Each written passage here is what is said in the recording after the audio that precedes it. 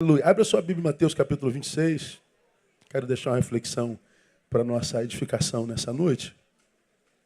Mateus 26, a partir do verso 17.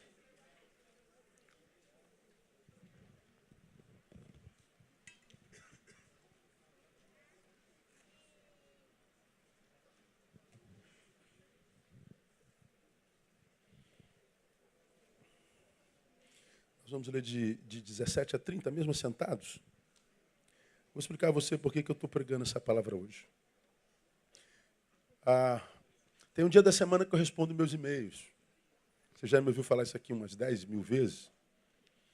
Eu recebo em torno de 1000 e-mails semana. Eu não consigo responder 300 semana. Não consigo ler todos. Não tem como atender a todos. Eu não tenho rede social, então o meio de falar comigo é pelos e-mails. Então, eu vou passando os olhos nos e-mails, vou vendo os mais graves, vou vendo os mais contundentes e tento responder dependendo do conteúdo do mesmo. Eu recebi uma carta de alguém de Portugal, muito frustrado com a vida, foi para Portugal para tentar a vida, conheceu alguém, aí constituiu família, a vida parecia um mar de rosas, aí de repente sofreu uma traição e a traição desconfigurou o projeto de vida todinho, a família acaba. Por uma razão muito estranha, ela estava a ponto de pegar a cidadania, não pegou. Adoece gravemente por causa da doença, se afasta do emprego, perde o emprego. O companheiro tem a guarda dos filhos e essa pessoa mergulha num abismo tão profundo que ela chega a ser internada numa casa de tratamento mental. Na casa de tratamento mental, ela conhece uma enfermeira da qual se torna amiga, a trata com humanidade, sabe? Como é bom achar gente humana quando a gente está em momentos ruins como esse, né? Às vezes tu está assim no hospital, tu não acha aquela enfermeira grossa, aquele enfermeiro seco, que mais atrapalha do que ajuda, e de repente chega aquela enfermeira humana e diz, puxa, posso lhe ajudar? Poxa, a ambiência do quarto muda, né? Ela achou uma enfermeira muito humana e essa enfermeira se tornou amiga e ajudou no medicamento certinho. Acabava o horário do expediente dela, ela ficava mais horas conversando com a paciente, da qual virou amiga. Ela me ouve de Portugal e ela apresentou alguns sermões meus para aquela menina lá de Portugal. Ela ficou ouvindo, ela foi melhorando devagarinho. E ela mandou uma cartinha contando o e-mail, né, contando a historinha dela. Eu falei, meu Deus, quanto sofrimento. É um e-mail gigante. Aí ela me faz algumas colocações e nas colocações ela diz assim, pastor, eu já vi o senhor pregar de tudo. Mas a Bíblia não fala nada como que a gente sobrevive a uma traição. Tem alguma coisa na Bíblia que seja alguma direção de Deus para a gente sobreviver àquela punhalada que nos dão nas costas quando a gente menos imagina, a gente não sonha jamais que fosse acontecer, mas ela vem com uma espada que vai até a tua alma, até o profundo do teu coração, que desconfigura a nossa vida todinha. E aí ela começou a contar a história. A Bíblia diz alguma coisa sobre traição, a Bíblia diz alguma coisa sobre essas facadas que a gente ganha nas costas, sobre as ciladas que a vida muitas vezes nos apresentam. Tem na Bíblia alguma regra postural sobre alguém que foi tomado por um assalto e parece que um tsunami passou, você foi ao fundo, quando voltou já não tinha mais nada. A Bíblia diz alguma coisa a respeito disso?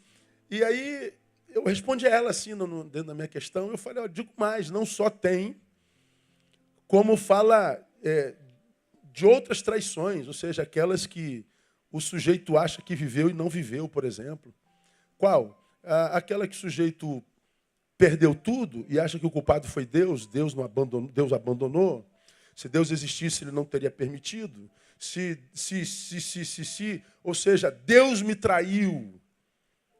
Fui traído por Deus, fui traído pela vida, fui traído pelo companheiro, fui traído pela companheira. Meu melhor amigo, eu tirei esse cara da rua, botei dentro do meu quarto, tirei minha filha do quarto, dei a cama para ele. E esse cara, quando está melhor, me faz isso. Ora, nós vivemos num mundo de traíras. Quem nunca foi traído? É possível que você esteja sentado do lado de um traíra. Diz, aqui não, pastor, está amarrado, em nome de Jesus. Dá uma olhadinha do lado, vê se tem cara de traíra. Tem nada, traíra tem cara. Se traíra tivesse cara, a gente não era traído. Não é verdade? Traíra é tudo 171. O cara tem cara de santo, não tem jeito. Mas quando eles agem, dói. Deixam sequelas graves. E o texto que eu vou ler com vocês, aí, Mateus 16, 26, 17 a 30, talvez seja um dos momentos mais cruciantes do ministério de Nosso Senhor e um dos mais profundos que ele viveu entre nós, enquanto um homem de carne e osso, que foi o momento da instituição da ceia. Nesse capítulo, ele institui a ceia.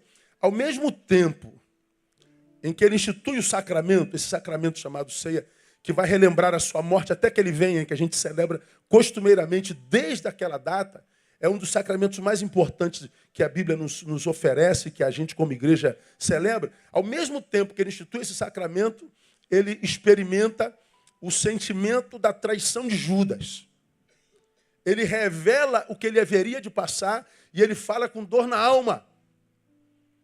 Então, um dos momentos mais importantes do seu ministério é também um dos momentos mais dolorosos do seu ministério. Aconteceu assim, olha só o verso 17. Ora, no primeiro dia dos pães ázimos, vieram os discípulos a Jesus e perguntaram: onde queres que façamos os preparativos para comeres a Páscoa? Respondeu ele: ide à cidade a um certo homem e diz ele: o mestre diz, o meu tempo está próximo, em tua casa celebrarei a Páscoa com os meus discípulos. Os discípulos fizeram como Jesus lhe ordenara e prepararam a Páscoa.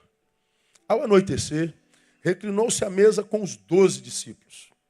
Enquanto comiam, disse: em verdade vos digo que um de vós me trairá.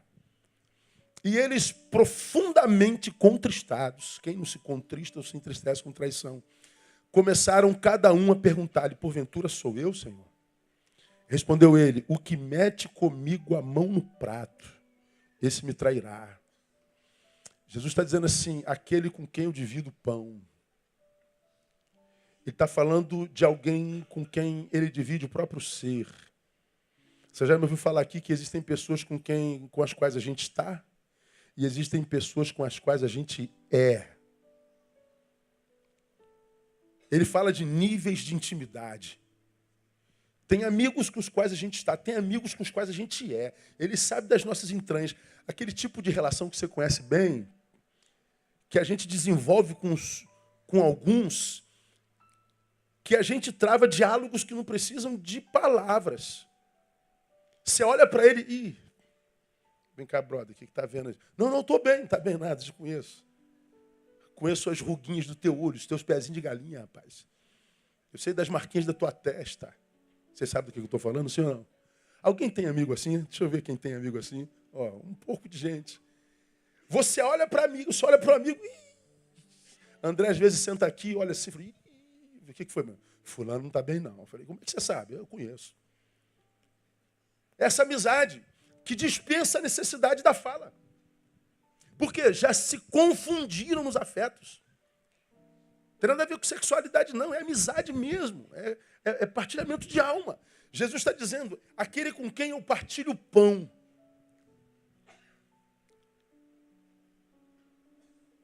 (24) Esse me trairá. Em verdade, o Filho do Homem vai, conforme está escrito a seu respeito. Mas ai daquele por quem o Filho do Homem é traído. Bom seria para esse homem se não houvera nascido. Também Judas, o que o traía, perguntou: porventura sou eu, Rabi? Respondeu-lhe Jesus: tu o disseste. Jesus responde de forma diferente.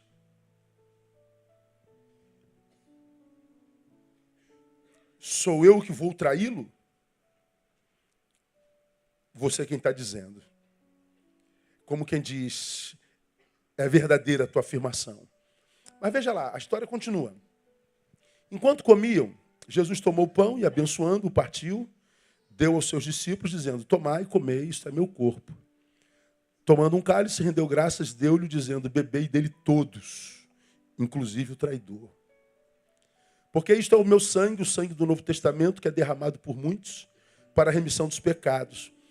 Mas digo-vos que desde agora não mais beberei deste fruto da videira até aquele dia em que convosco beba novo no reino de meu Pai.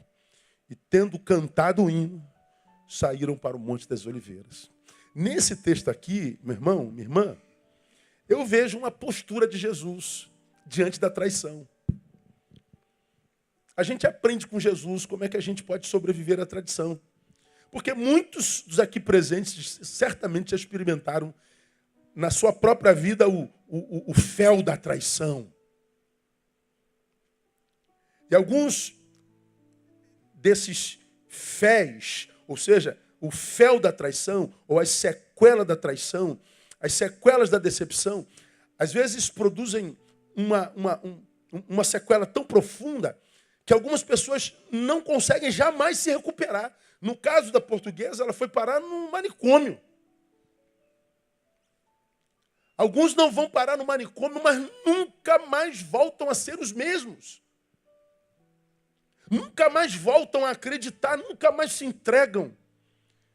Derrubam as pontes que possibilitam contatos, o que eles constroem são muros de separação. Por quê? Porque a sequela da traição roubou desse sujeito que ele era em essência e, portanto, os sonhos que um dia teve. Aí Jesus, que sofreu a mesma coisa, que sofreu a mesma sorte ou o mesmo azar, me ensina como é que nós devemos nos posturar caso a traição nos chegue. Então guarde, porque se Deus colocou essa palavra na minha boca, trouxe alguém aqui para ouvir esse negócio. Então é contigo que Deus está te falando, está ministrando nessa noite, não deixa ninguém te atrapalhar, não. Então como é que Jesus reagiu à traição? Primeira coisa, Jesus conservou o seu propósito de vida. Isso aqui me abençoa demais. Nos versículos 27 e 28, nós vemos Jesus dizendo assim, tomando um cálice, rendeu graças, deu-lhe dizendo, bebei dele todos. Porque este é meu sangue, o sangue do Novo Testamento, que é derramado por muitos para a remissão dos pecados. Jesus está dizendo, bebei dele todos. Esse é o sangue da nova aliança. Ele está dizendo, eu vim para um propósito. O meu propósito é remir a humanidade de seus pecados. E não é nem dos pecados que eu quero falar hoje. Eu estou falando do Jesus que, a despeito da facada, a despeito da dor que lhe esperava, ele não mudou o rumo da sua missão. Ele não largou o seu propósito. Para que você nasceu, Jesus? Eu nasci para remir pecado. E o que você vai fazer com essa dor? Eu vou continuar sendo o que eu sou.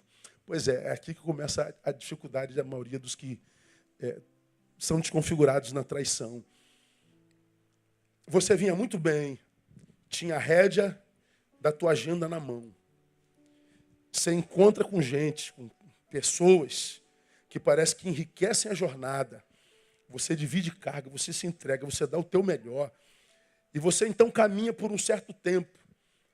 Alguma coisa acontece nesse caminho sobre a qual você não tem ingerência, você não tem poder sobre o coração do outro é terra que ninguém pisa. E você continua sendo o mesmo fiel. E num determinado momento da história, esse alguém com quem você dividiu o seu ser desvaloriza, desconsidera completamente o que você deu a ele e, como o pior dos inimigos, te rouba. E o que acontece?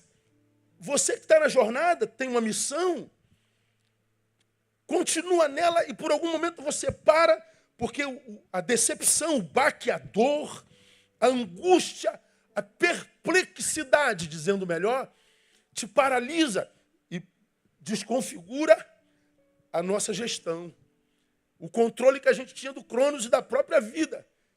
A gente então, porque perdeu o controle momentaneamente, a gente larga a rédea da história, a gente larga a rédea da missão e a gente paralisa para curtir a dor, para tentar entender o que aconteceu, por que aconteceu, por que ele fez isso, por que ela fez isso, por que Deus permitiu isso, por que a vida preparou isso para mim, por que essa catástrofe aconteceu sobre mim, Pois é, eu acho que pensar a dor é inteligente. O que não é inteligente é, por causa da dor, abrir mão da missão. Por quê, meu irmão? Se eu estava na missão feliz, com ou sem ele, minha vida tinha sentido não por causa dele, mas por causa da missão. Porque eu cumpri a missão como cumpria. Deus deu essa companhia, Deus deu essa coisa que me enriqueceu. Mas porque eu estava em missão. Eu estava a caminho. A vida fluía. E eu a valorizava, fazendo dela algo produtivo. Pois é, a traição chega e eu desconfiguro a minha história futura. Eu paro de caminhar rumo ao alvo e eu passo a tentar entender o que aconteceu. E isso é bom. Agora, você que de repente está aqui parado, nesse exato momento, traída, guarda uma coisa, se a tua traição foi por um outro, nós não temos ingerência sobre o coração alheio nem a cabeça dele. Porque hoje o ser humano é tão doente, a gente vê isso toda hora. Por exemplo, vamos colocar o caso de um marido e de uma esposa. O marido traiu a mulher. A esposa é tomada por perplexidade. Ela tenta entender por que o marido fez isso. Ela não consegue entender. Ela não consegue se curar tão fácil, algumas não se curam nunca mais. E às vezes ela vai interpelar o marido para tentar entender. O marido, ao invés de baixar a cabeça e admitir o erro, ainda lança sobre a mulher a razão da sua traição. Eu fiz isso por causa de você. Veja, a pessoa já está sequelada pela dor da ruptura. A pessoa já está sendo esmagada ou torturada pela faca que lhe foi imposta pelas costas e ainda tem que sofrer o dano de ser o culpado porque o sujeito pegou a faca e enfiou. E aí, como você já me ouviu falar, a culpa se torna mais dolorosa do que a própria traição. Aí a pessoa tem que se livrar da dor da traição e a dor da culpa, que somatizadas se tornam quase que dores insuportáveis. Então, você que está aqui, ou lá na internet vendo essa ministração, guarda no teu coração o seguinte: já aconteceu, não há mais o que fazer sobre o acontecido. Mas, pastor, eu estou paralisado tentando entender. Põe na sua cabeça, tente entender, mas é possível que você não entenda nunca. Porque coração alheio é terra que ninguém pisa. Então, se eu sei que existe a possibilidade, mesmo tentando entender, de eu não entender nunca, bom, eu preciso voltar para a vida. Eu preciso tomar a rédea da minha vida de volta. Mas, pastor, está doendo muito, vai com dor. Pastor, está muito difícil, supera a dificuldade. O que você não pode é mudar o seu propósito de vida. Porque se você muda o propósito de vida, aquela força que te movia antes da ruptura, ela te é tirada naturalmente, porque ela te era força porque você fazia o que fazia. Porque você parou de fazer o que fazia, aquela força já não te é mais necessária. Você para de produzir. Então tem um monte de gente que está prostrada. Poxa, como eu poderia dar um monte de exemplo para vocês, mas é exemplo dos outros.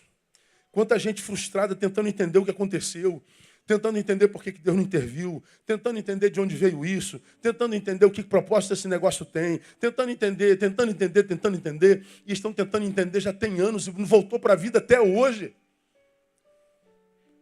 E vida que não é vivida porque a gente se entregou tentando entender, é vida que não será cobrada lá na frente. Nós só estamos ampliando a nossa dor. Então deixa o Espírito Santo de Deus ministrar no teu coração nessa noite. Se você foi paralisado por causa da ação de terceiros, bom, lamento. Não merecia isso talvez. Mas para de ficar sentindo pena de si mesmo e volte a amar a si mesmo e se ame voltando para a vida. Porque quando você voltar para a vida, o Deus da vida começa a abençoar a tua vida de novo, em nome de Jesus. Catou alguém e fala assim, ó, deixa Deus ministrar no teu coração nessa noite, meu irmão.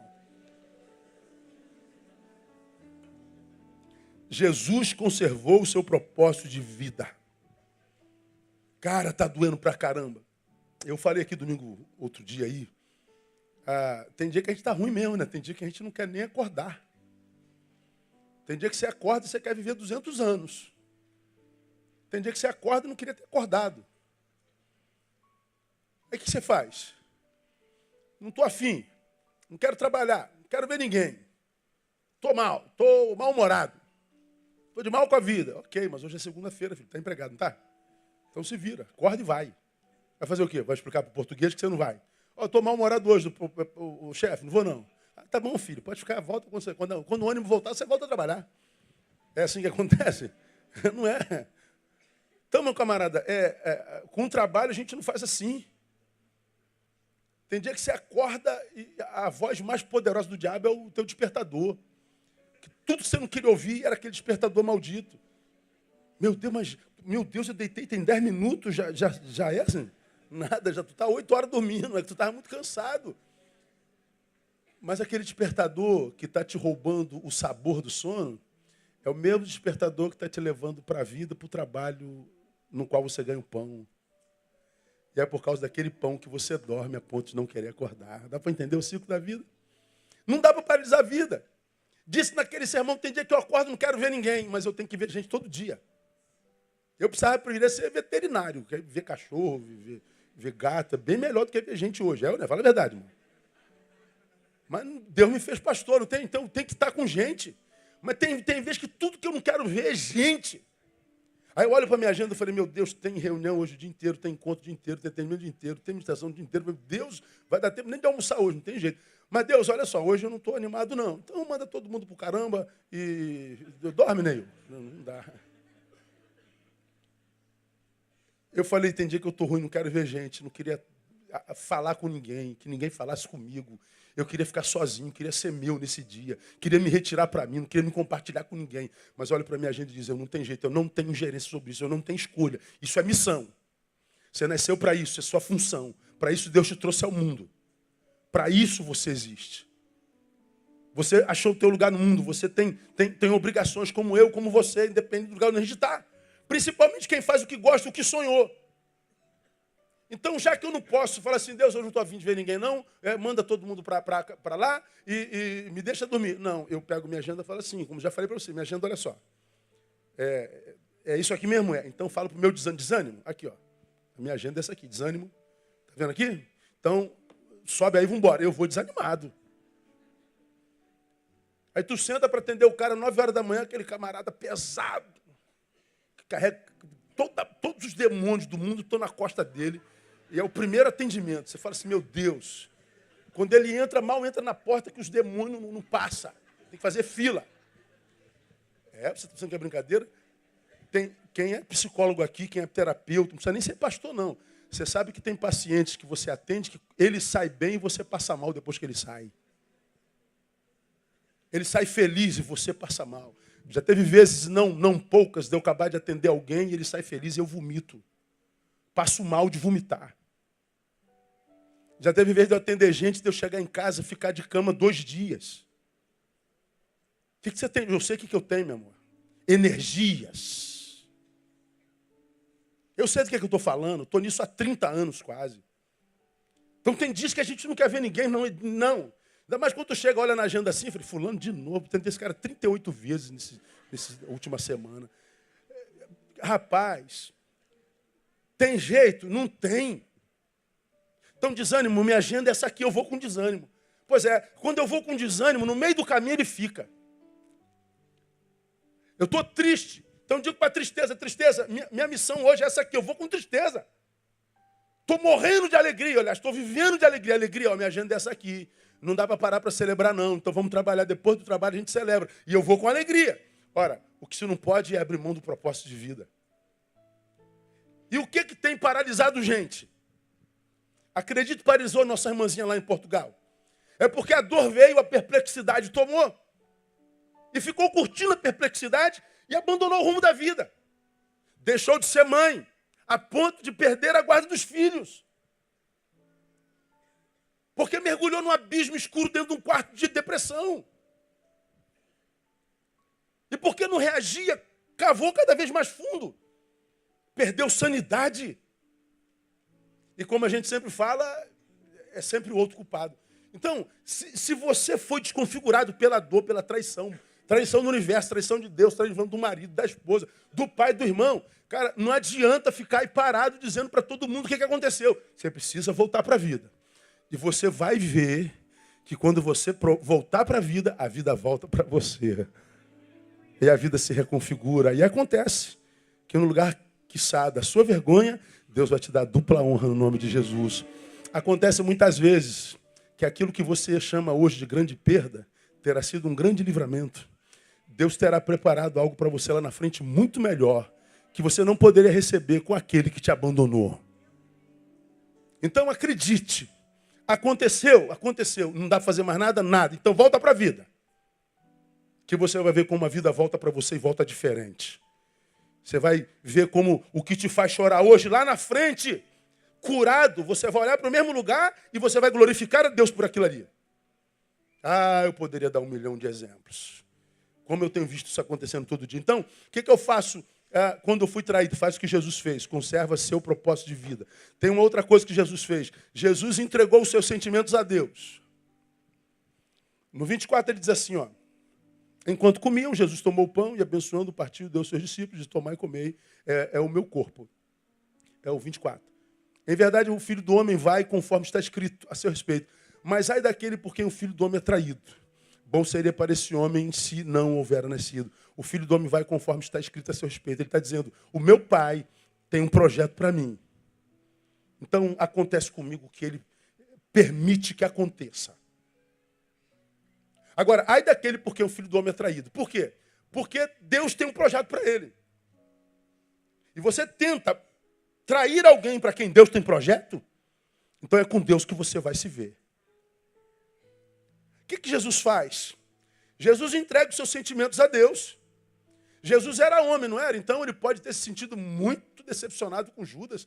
Ele pode ter se sentido magoado, quem sabe pode ter sentido até raiva de Judas, não sei. Ninguém gosta de passar pelo que ele passou e nem pelo que a gente passa. Então é possível que magoado ele possa ter desenvolvido, quiçá, até um desejo de vingança, né?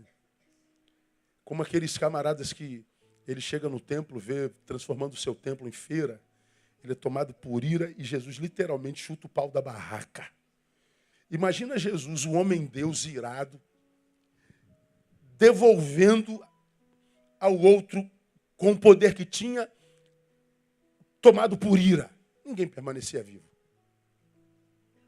Jesus era Deus e tinha poder para esmagar Judas com o sopro da sua boca, com o estalo do seu dedo. Jesus simplesmente passa para Deus. Jesus entrega para Deus. Ele transfere o seu sentimento para aquele que tem poder para julgar com toda a justiça. Por quê? Você sabe que nós somos muitos éticos e bonzinhos até não pisarem no nosso calo. Quando você se vê injustiçado, aquele homem ético, comedido, estudado, bondoso, dá lugar para a ira, para o vingativo, para o malvado, para o perverso. Ah, cara, aí você vai conhecer o seu índice de maldade. Eu tenho citado aqui, para você ver como é que eu estou traumatizado. Quase todos os cultos eu falo dos caras que andam no trânsito do lado esquerdo, não é verdade? Você já está cansado dele. Toda vez que você está com o lerdo do lado esquerdo, você lembra de mim. Fala a verdade, você não lembra? Ó, pastor Neu aqui atrás desse cara já estava amaldiçoando ele por 1000 anos. Cara, eu tenho ódio de gente que anda na esquerda, é lerdo. E não tem jeito. O diabo já sabe que eu não gosto de lerdo na esquerda. Então o que eu mais encontro na minha vida? Fala. Lerdo na esquerda. Entrou no carro, todos os lerdos do mundo para a esquerda, na frente dele. Não tem jeito. Eu já dei a faca e o queijo na mão para ele. Ele já sabe minha fraqueza. Opa, hoje Neil está no trânsito. Vamos fazê-lo pecar. Vamos extrair a pior versão dele. Lerdos nele. Cara, é sinistro. É loucura, cara. Como é que é um negócio de maluco, cara. Eu fujo daqui, fujo dali. Aí, por exemplo, tem uma pista tripla, o sinal parou. Aí tu vê aqui, ó, tem 6 carros aqui, 2 aqui e 1 aqui. Onde é que você vai? Eu vou parar lá atrás do 1. Quando eu paro atrás do 1, é o lerdo. Os 6 carros passam e o lerdo está ali. Aí eu tenho vontade de matá-lo. Aí aquela fila lá de 6 está andando. Eu vou lá para a fila de 6. Quando eu vou para a fila de 6, o que acontece? A fila para. Falei, não tem jeito. O diabo vai ficar se alimentando de mim. Porque aí eu sei o que eu sinto quando eu acho um lerdo. Que raiva, irmão. Oh, é sério? Tô brincando não, é sério. E, rapaz, eu tenho vontade de passar, abrir o vidro, xingar ele, a mãe dele e tal. Às vezes eu não faço porque eu sou muito conhecido. Vai que eu falo, seu safado, vagabundo, lerdo do inferno. Paz do Senhor, pastor Ney, vai. Aí, olha o mau testemunho. Aí me mata, me quebra geral. Eu acho que se eu não fosse famoso, cara, eu ia ser ruim. É, tu sabe que eu sou ruim, né? Quando eu quero. Ela me vê dirigindo, né? Como é que o carro é o lugar do meu pecado? Não tem jeito. Então, cara, eu fico assim, irado e dá vontade de fazer alguma coisa. Por exemplo, um outro exemplo mais grave. Compartilhei com o auditório da manhã. Nós temos um irmãozinho na nossa igreja chamado Leandro. Há uns meses atrás, 4, 5 meses atrás, a mãe dele, com mais de 70 anos, foi presa em casa. Porque teve um problema de homônimo, uma mulher com o mesmo nome dela. Cometeu um crime, foram buscá-la em casa, ela ficou presa 3 meses.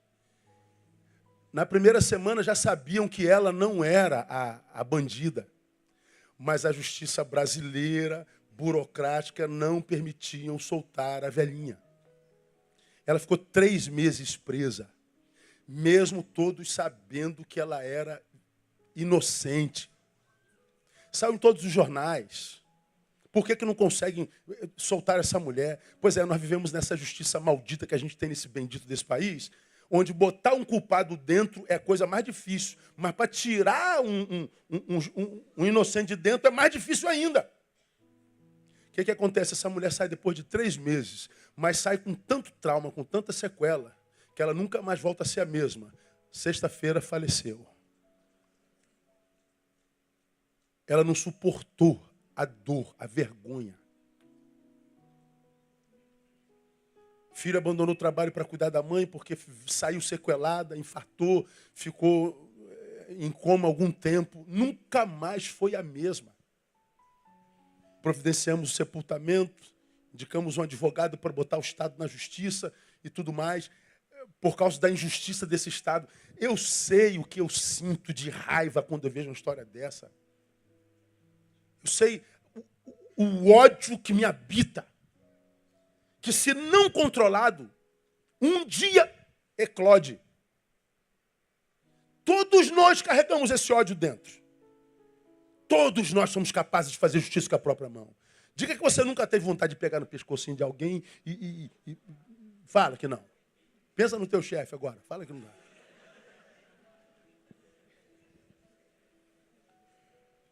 Pois bem, o problema é que esse desejo de mal, de vingança, essa indignação que gera ira, que gera raiva, gera ódio, pois bem, como nós não somos do mal, nós não praticamos, mas ele é gerado o tempo inteiro por causa da justiça que a gente vê. Por causa das injustiças que a gente testemunha e que muitas vezes das quais nós somos vítimas. Ele vai acumulando dentro de nós esse ódio, essa raiva, essa ira, essa indignação. Ela vai tomando os lugares que deveriam ser o lugar do amor, da solidariedade, o do equilíbrio, o da bondade. Isso vai tomando corpo em nós, vai se solidificando. Daqui a pouco a gente não se reconhece mais. A mulher fala assim, o que está acontecendo contigo, marido? Você virou um homem rude, um homem grosso. Pai, o que está acontecendo contigo, pai? O senhor não sorri mais, o senhor não brinca mais conosco, o senhor não é mais aquele homem alegre. Mãe, o que está acontecendo contigo? Você virou uma mulher amargosa, amarga. Você virou uma mulher azeda, uma mulher dura. Você vê seu filho chegando assim, aquele filhão que era um filho maneiro, um filho que chegava a brincar com todo mundo, pulava na careca do pai, pulava no cabelo da mãe, agora ele vai direto para o quarto, sozinho, macambúzio. Ele está entristecido. Não é mais ele. Por que isso acontece com tanta frequência? Porque a gente não entrega nossos sentimentos a Deus. Irmão, escuta bem. Você está carregando sentimentos destruidores dentro. Abre mão dessa desgraça que está aí dentro. Porque manuteni-los em si vai te adoecer cada vez mais. É consenso comum entre os cientistas que o câncer, se não de origem genética, é materialização da dor. É a materialização da angústia não tratada. Aí aqui entra a questão do perdão, né? Você já foi apunhalado, você já foi humilhado, você já foi desconfigurado pelo sujeito, pela pessoa. Aí você ainda ouve que tem que perdoar, mas eu nunca, pastor, quero que ele morra. Quero que ele fique paraplégico. Pois é, esse desejo é um veneno que você tomou, mas imagina que é ele quem vai morrer. Quem está morrendo é você. Porque o traidor já foi embora, já te deixou, já reconstituiu a vida, não sabe que você existe. E você está aí com ele dentro do peito. Como que alguém que diz, ele morreu para mim, ele é um defunto e você carrega o defunto dentro. Quem carrega defunto dentro é o túmulo. Você virou um túmulo existencial que carrega a morte. Então, cara, por amor próprio, entrega esse sentimento a Deus. Deus, eu preciso me livrar desse veneno. Eu preciso me livrar dessa amargura, desse ódio. Eu preciso liberar espaço para a vida voltar a fluir dentro de mim. Rios de água viva voltem a fluir dentro de mim. Porque o que você está vendo é águas rotas, que tem te matado. Então, como é que Jesus venceu a traição? Não abriu mão do seu propósito de vida, entregou seus sentimentos a Deus. Deus, eu não posso fazer mais nada. Eu queria arrebentar com a cara dele, mas eu não sou disso, eu não vou conseguir fazer isso. Deus, eu queria que ele morresse, mas eu não mato ninguém, não mato nem barata, Senhor. Então me livra desse sentimento que não vai me servir para nada. E não serve para nada mesmo. Aqui vai uma palavra para você que é filho, que foi traído pelo pai. A gente vê tanto caso de filhos adoecidos por causa de pai, né?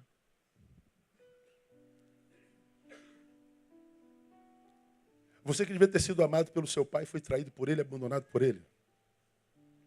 Você que devia ser o alvo do seu amor foi o alvo da sua indiferença. Indiferença mata. Eu não sei como é que é viver sem amor de pai. Mas eu sei que é possível. Porque eu conheço um monte de gente que nunca viu o pai. E tem estima. Resolveu, uma vez que não tem o amor do pai, imprimir amor por si mesmo. Ao invés de ficar chorando o amor que não teve, resolveu produzir um amor que precisava. Então, de repente, você está aqui, ó, vítima do pai, vítima da mãe. E toda vez que senta, chora, e o choro é a lembrança do pai algoz, da mãe algoz. E você, então, vai ficar alimentando esse choro que te adoece, a doença que é alimentada por esse choro. Ora, o que fazer sobre a ausência do pai? Eu já preguei aqui falando sobre família, que é muito duro lidar com a ausência do pai. É mais fácil lidar com um pai morto, ausente, do que um pai vivo, ausente. Agora, a ausência é a mesma. Então, se seu pai não amou, ame-se. E toca a vida. Que lá na frente, teu pai se arrependa por ver você lá em cima, cheio de vida, e ele não teve participação nenhuma nessa história. Porque o maior castigo que se dá a um pai que não conseguiu, por egoísmo, amar o próprio filho, é se transformando no melhor filho que um pai poderia ter.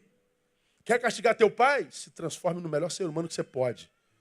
Que ele vai ver você lá em cima, agora maduro, e diz, caraca, eu não tive participação nisso. Então, eu acho que, como você me tem visto pregar aqui, um amor mais importante que a gente pode ter na vida é o próprio. Entrega teus sentimentos a Deus. Jesus fez mais. O que mais Jesus fez? Jesus encontrou consolo na presença dos amigos. Bom, domingo que vem seria o culto dos amigos. Vai ser. Que dia que é o dia do amigo? Domingo que vem, se eu não me engano, acho que é dia 20, isso não é? Dia 20 é sexta-feira. Mas no domingo, dia 22, a gente vai celebrar a nossa amizade. Porque amigo é um bichinho que entrou na lista de extinção. Agora, quem tem o seu, guarda. Porque amigos são presentes de Deus. Nesse versículo aí, nesse capítulo da ceia, no versículo 20 está escrito assim, ó, ao anoitecer reclinou-se à mesa com os 12 discípulos.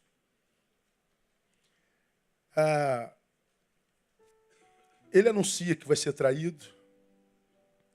Ele, nos versículos anteriores, anuncia que o seu tempo está próximo.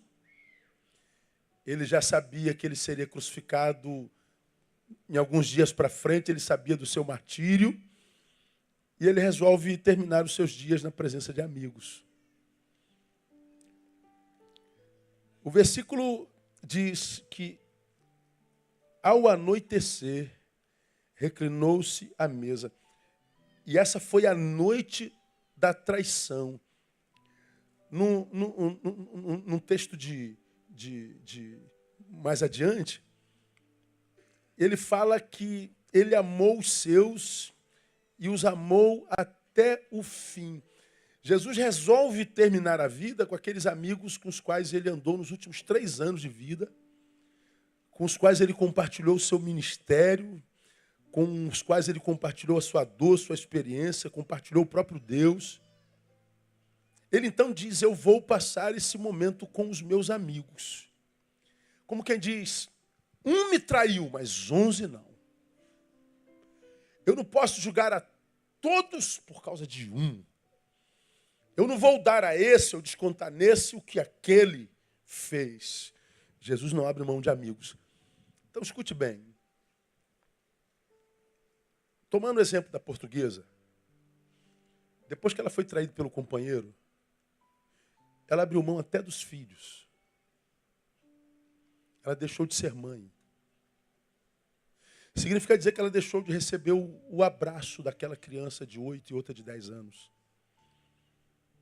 Ela deixou de receber o sorriso, o afeto. Ela deixou de receber o cuidado, ela deixou de receber a distinção. Porque ninguém nesse planeta é tratado como mãe, nem os pais. Mãe é uma coisa sagrada. Pensa na sua mãe, você chora. Você lembra da sua mãe, o que vem é gratidão. Por mais ignorante que tenha sido, não sabe ler, não sabe escrever, tá velhinha, mas tu lembra da tua mãe, é louvor, é assim ou não é? Fala a verdade. Preguei aqui no Dia das Mães, imagina sua mãe dentro de um caixão. Não dá. Quem tem mãe não consegue. Você pode imaginar até teu pai com dificuldade, mas tua mãe não dá. Que isso, pastor? Tá sem poder, quase me benção, não dá. Minha mãe dentro do caixão, o senhor está maluco? Que isso? E bota uma velhinha do lado do caixão. Que isso, pastor? Para que isso não dá. Mãe, nem imaginação. Para nós, mães seriam eternas. Eu sei a dor de perder uma mãe porque eu sepultei a minha. Mas a mãe morre, mas nunca dentro de nós. Essa mãe, por causa da traição, abriu mão do amor dos filhos. Claro que se abriu mão do amor dos filhos, abriu mão dos irmãos. Dos amigos. Abriu mão daqueles com quem ela foi nos últimos anos e que trouxe significância para a sua vida. Ela se retira para si num momento muito ruim. Eu acho que existem momentos que a gente precisa se retirar para nós. Mas não no momento ruim.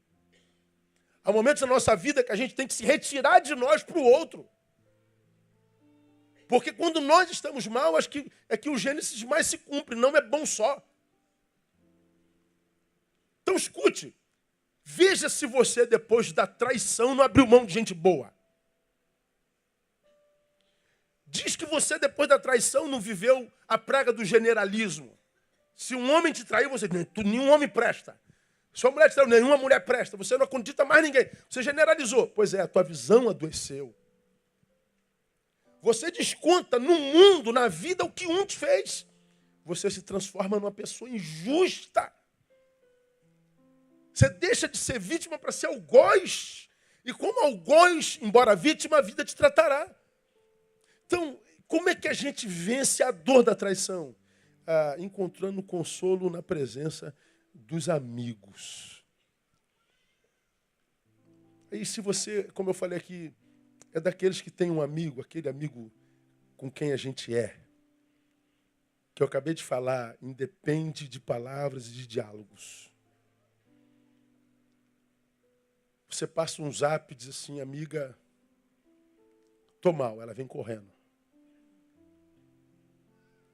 Brother, tô ruim. E ele vem correndo. Ou posso ir aí? Não precisa nem perguntar. É aquele amigo que você entra em casa e já vai direto pro quarto. É a tua casa. Você não pode abrir mão de uma amizade como essa. Porque o que vai te matar não é a traição, mas o empobrecimento que você imprime sobre você mesmo, quando por causa da traição você se afasta de gente que te enriqueceu a vida inteira. Jesus está diante do momento mais crucial. Ele não abre mão de vivê-lo com os seus amigos, de estar com, de dividir a carga, de dividir a dor, de compartilhar a lágrima, de expor e dividir a dor. Ele faz isso e por isso ele suporta. Então Jesus encontrou consolo na presença de amigos. Em situações como as de Jesus, nós somos tomados pela tentação de generalizar as pessoas. Ninguém presta, todos são... Não, está errado. Isso não é verdade, isso é injustiça.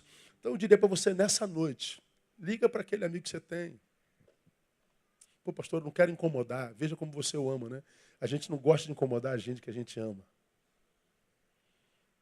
Mas porque a gente ama a gente e adoraria ser incomodado para ajudar você.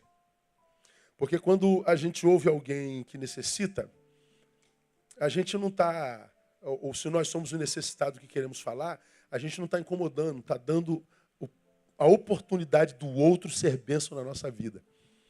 Então você está enriquecendo alguém quando compartilha a sua dor, se o amor é o que os une. Então não abre mão da sua amizade, não. Volta para lá. Vamos caminhar para o final, umas 2 a gente termina. Vamos embora antes das 8 hoje.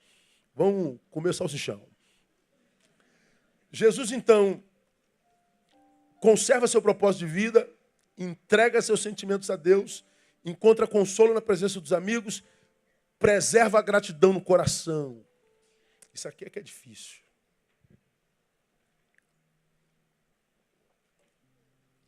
Todavia, quando você diz que uma coisa é muito difícil, você está dizendo que ela não é impossível, né? No 27, Jesus diz assim, olha lá.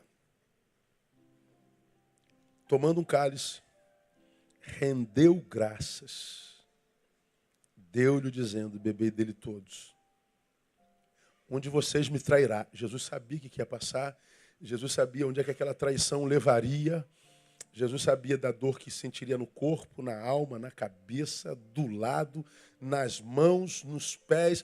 Jesus sabia onde é que aquela traição levaria a carregar o peso do pecado de toda a humanidade. Jesus sabia do seu futuro doloroso, mas ele diz, rendeu graças. Ele agradece. Na noite da traição, tendo dado graças.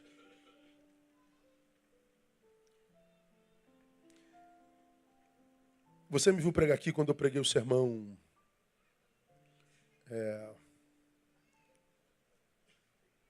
Existo, logo sofro.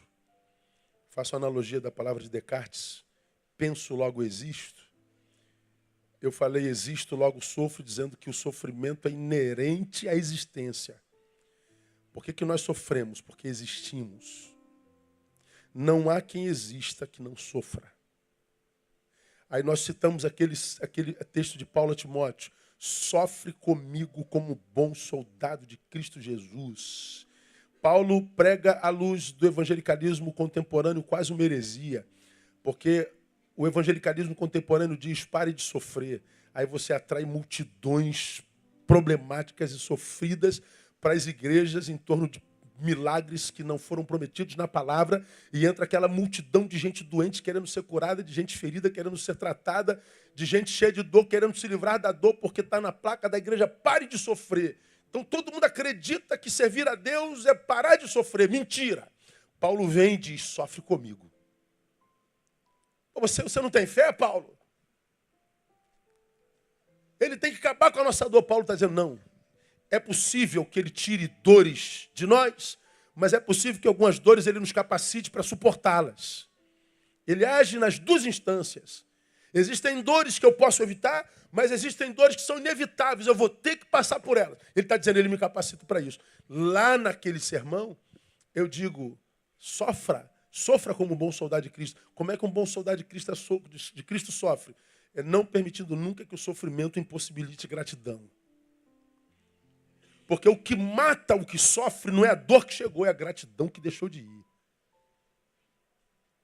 A dor chegou desse lado, e porque ela chegou desse lado, eu não agradeço mais nada do que eu tenho desse lado. Sim, esse homem me traiu, mas aquele amigo não. Aquela amiga não, meus filhos não, Deus não. Sim, a enfermidade chegou nesse dedo, mas esse aqui não está doente. Sim, esse dente está doendo na beça, mas outros 32 não. Ou seja, uma dor chegou, você deixa de agradecer a Deus por tudo mais. Um problema chega e você diz que a vida toda é imprestável. Aí a dor que te esmaga e que te desconfigura é a mesma dor que alguém que está sentado do teu lado sente, mas a despeito da dor ele glorifica a Deus. Por que uma dor esmaga o sujeito e a mesma dor faz o outro crescer? Por causa da postura diante da dor.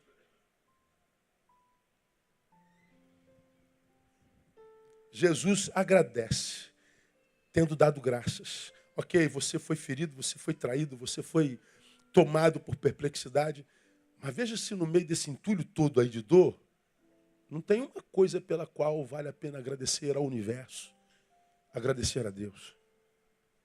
Veja se não tem uma coisinha aí no meio. Você vai ver que tem não só uma, tem duas, tem 10, tem 1000, mas você não produziu 1000 gratidões, você deixou de oferecer 1000 louvores, porque você estava totalmente sequestrado pelo egoísmo produzido pela dor que te alcançou. Então, se você se prostra, não é por causa da dor que alcançou, é por causa do egoísmo que te abraçou. Pastor, a Bíblia não fala nada sobre como se portar na traição, fala que a gente tem que preservar a gratidão no coração. Porque gratidão, você já aprendeu, não preciso falar. Gratidão é a palavra grega que traduzida, que vem da palavra grega chariti. A palavra chariti é a extensão da palavra charis. Charis é graça. Chariti, gratidão. Gratidão é fruto produzido por quem não abre mão da graça. E o que é a graça, como preguei hoje de manhã? Graça é aquilo que tirou Paulo dos bofeteamentos de Satanás. Graça é aquilo que fez Paulo, antes dela, enxergar para o seu espinho como algo insuportável, mas porque entendeu que a graça é suficiente, tornou o que antes era insuportável, e ele entende que a tua graça me basta, ou a minha graça te basta. Graça é aquilo que, sem entendo, nada mais é capaz de nos deter. Pois bem, quando você deixa de produzir chariti, você anula a graça. E a ausência da graça que te faz presa fácil para a dor que te alcançou. Então tem gente que não tem como ser curado mesmo, não. Prefere se render ao coitadismo, a morrer de pena de si mesmo, ao invés de voltar para a vida e agradecer por ela. Eu termino. Jesus venceu a dor da traição. Por quê? Porque ele não se prende às circunstâncias. Ele olha para o futuro. Lá no 29, digo-vos que desde agora não mais beberei deste fruto da videira até aquele dia. Ele já está no outro dia. Ó. Ele está no dia da traição, mas ele já está lá naquele dia em que convosco beba novo no reino de meu Pai. Ele está dizendo, sim, o que eu vou passar agora vai ser tremendo, mas eu não estou preso a essa circunstância. Eu já a transcendi, eu já fui para além dela. Então, na noite da traição, ele está lembrando de um outro dia. Jesus transcende a circunstância daquele momento de morte e diz a todos a respeito de um novo momento que ia surgir. Ou seja, meu corpo está aqui, minha cabeça está lá. Como quem diz, né, e vive, o choro pode durar o quê? Uma noite. E pela manhã vem um cântico de alegria. Então ele faz o seguinte, é noite, então estou chorando, mas a minha cabeça está onde? Na alegria que vem. Porque depois de toda noite vem uma manhã. Diga glória a Deus. Depois de toda noite, depois de toda tempestade vem a bonança. Você está vivendo a tua tempestade? Está vivendo o teu inferno? Depois de toda tempestade vem a bonança. Então não impeça a bonança de vir. Não impeça o dia de raiar. Porque você fechou os olhos na noite. De repente o dia já raiou Mas você se fechou para si e para a vida e vive em trevas, não porque não haja dia, mas é porque o olho não se abre com esperança. Então, meu irmão, eu não sei absolutamente como é que você chegou aqui. Você deve ter entrado aqui mal pra caramba. Você deve ter dito a Deus: Pai, fala o meu coração nessa noite. Estou muito ferido, estou muito dolorido, eu não estou suportando essa dor. Papai, ministra teu coração através da experiência da portuguesa lá longe. Só para dizer para você: eu estou vendo o que você está passando, filho. E eu sei que você vai passar, não vai se prostrar aí, por causa das posturas que você vai tomar depois da palavra nessa noite, no nome de Jesus. Me lembrei de uma palavra de Vassili Rosanov. Rosanov disse assim: das grandes traições iniciam-se as grandes renovações. As coisas novas e grandes que aconteceram na vida de muita gente só nasceram depois de grandes traições. Na traição, o sujeito disse: é o fim. Na verdade, era o início do milagre, era o início de uma história. Então acredite, o que você imagina perdeu, pode ser o livramento de Deus para gerar algo novo e muito maior. Pastor, eu não quero nada novo e nada maior. Então sucumba. Agora não espraia a tua revolta em quem está do seu lado, porque ninguém tem nada a ver com isso, a não ser aquele que te traiu. Agora, se você está aqui cansado de carregar esse fardo, cansado de carregar esse peso, cansado de ser como é e do que tem sido, então levanta daí hoje, cara. Volta para a vida. Volta para a razão que te fez vir a esse mundo. Volta para a vida, que a vida volta para você, no nome de Jesus. Eu quero profetizar que Deus, nessa noite, está dividindo a tua história. Você entrou vítima dela, vai sair daqui escritor de uma nova história nele, no nome de Jesus. Curva a sua cabeça. Vamos orar.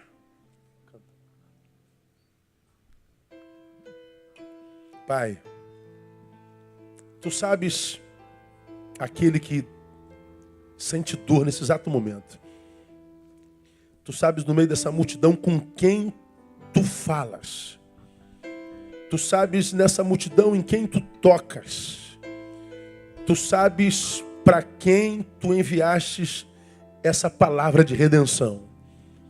Não permita, ó Deus, que a quem tu querias alcançar nessa noite, endureça o coração e opte pela não vida. Toca no espírito nesse momento.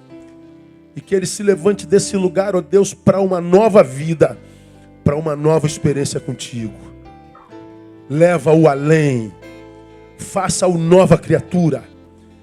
Devolva-lhe, ó Deus, o lápis, a caneta, através da qual ele vai escrever a própria história debaixo da tua bênção. E que essa nova história, começar a ser escrita hoje, seja uma história de vitória, de redenção, de ressignificação, e que glorifique o teu nome. Que no lugar da vergonha desse meu irmão, dessa minha irmã, inicie hoje a jornada da dupla honra. Nós pedimos que assim seja, no nome de Jesus, nosso Senhor que reina. Aplauda ele forte. Eu quero orar mais uma vez, encerrando o culto dessa noite. Com você, para quem foi essa palavra: pastor, eu estou muito ferido. Deus falou comigo nessa noite, foi comigo essa palavra. E eu quero nessa noite mudar a minha história, o meu rumo. Sai do seu lugar, levante-se daí, vem aqui na frente, eu quero orar com você. Vamos todos ficar em pé agora. Vamos cantar essa canção. Enquanto cantamos: pastor, eu quero mudar de vida hoje. Sai do seu lugar, vem aqui. Eu sei que Deus não falou com multidões, mas falou contigo.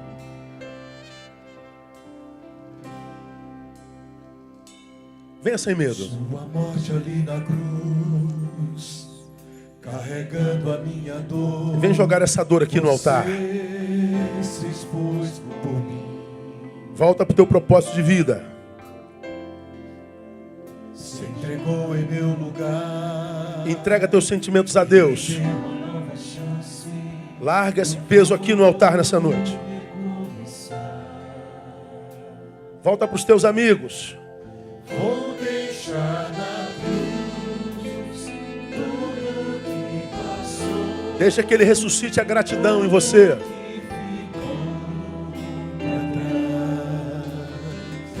Se desprenda dessas circunstâncias. você. Volta para o futuro mais uma vez. Pra você, seu amor me chama. Aleluia. Sua morte ali na cruz, Foi para carregador. carregando a minha dor. Você se expôs por mim. Se entregou em meu lugar e me deu uma nova chance. Então recomece. Recomeça nessa noite. Volta para a vida. Vou deixar na cruz. Derrame aqui nessa noite. Passou tudo que ficou pra trás. Deixa para trás. Olho pra você, corro pra você, seu amor me chama. Declare forte. Eu dependo desse amor, do seu amor, mais que tudo.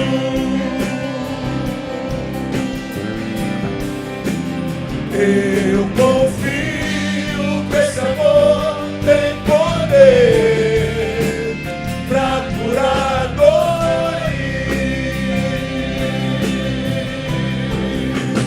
Eu dependo desse amor, do seu amor, mais que tudo.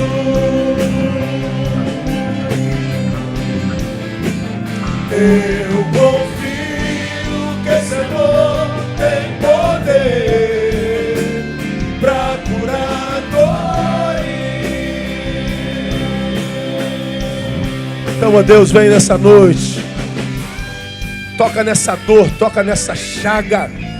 Toca nesse câncer de alma, nesse trauma, nessa frustração, gera cura nessa noite. Que meu irmão, minha irmã saiam daqui leves por terem deixado essa dor nesse altar. E que eles voltem para a vida nesse dia. Faz a tua obra e faz o milagre nessa noite. Aleluia. Eu dependo desse amor, do seu amor, mais que tudo. Aleluia. Eu confio que esse amor tem poder pra curar dores. Deixa na cruz. Vou deixar na cruz tudo que passou, tudo que ficou pra trás. Olho pra você, corro pra você, seu amor me chama. E meu Pai, esses meus irmãos vieram aqui atendendo os seus chamados. Abraça-os com teu braço terno. Restaura-lhes a esperança e a fé. Cura o trauma. Liberte-os, ó Deus, daquela data passada na qual eles ficaram presos. Que essa noite seja uma noite de libertação do lugar da traição, do lugar da vergonha. Que eles voltem para o agora, para hoje onde tu ages e opera. E que nessa noite comece a melhor fase da vida na vida dos meus irmãos. Que nessa noite, ó Deus, eles voltem para a vida com esperança e gratidão. Que eles voltem para a vida crendo que a vida continua, porque o Senhor é o Senhor da vida. Que essa noite seja divisor de história mesmo, Pai. Que essa noite seja divisora de águas na vida dos meus irmãos. Faça isso para a glória do teu nome. Porque tua palavra diz que tu vieste para que nós tivéssemos vida e vida abundante. Não permita que essa vida estancada continue estancada a partir dessa noite. Que essa vida flua como rios de água viva no nome de Jesus. Faz assim e te daremos glória. Despeça-nos na tua paz. Conceda-nos uma semana, ó Deus, de experiências contigo. Uma semana de superação. Se semana de dor, semana de superação, de vitória. Que essa semana, ó Deus, seja uma semana significativa na vida dos teus filhos, dos teus servos. Seja, ó Deus, conosco. E despeça-nos na tua paz. No nome de Jesus, nosso Senhor que reina. Amém e aleluia. O melhor aplauso a Ele, o melhor aplauso, Senhor. Toda a honra, toda a glória tributamos ao Senhor, ó Deus. Deus da nossa alma, Deus da nossa vida. Aleluia. Tenha uma boa semana, amado. Dá um abraço no irmão que está do seu lado.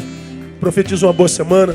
Queria convidá-los, desafiá-los todos a irem para o shopping agora. Vamos lá encerrar a nossa festa da solidariedade. Seja solidário, vamos lá para o 5º andar do shopping, Casa Shopping, Shopping Sulacap. Deus abençoe. Até quarta-feira, se Deus permitir. Também vou para lá.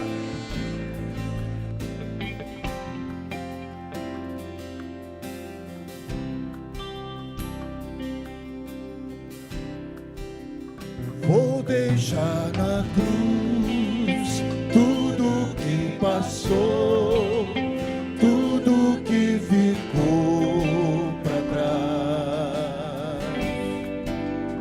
Olho pra você, corro pra você, seu amor me chama.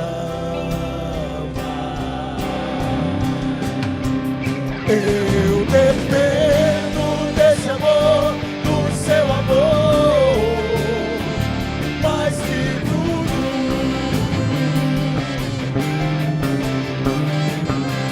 Eu confio que esse amor tem poder pra curar dores. Eu dependo desse amor, do seu amor, mais que tudo.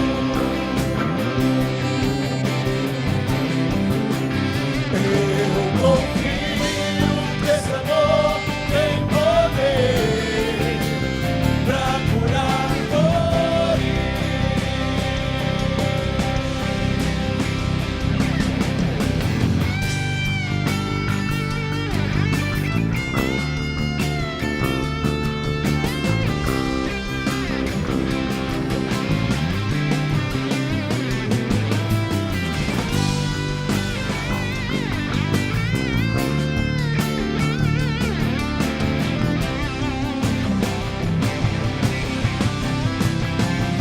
Eu dependo desse amor, do seu amor, mais que tudo.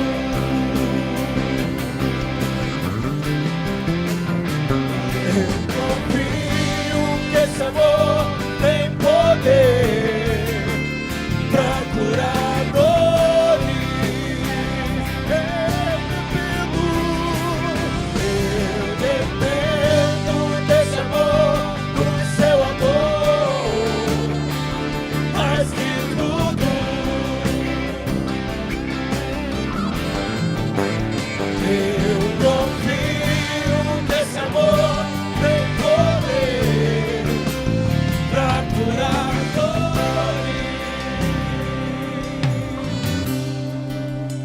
Vou deixar na cruz tudo que passou, tudo que ficou pra trás. Olho pra você.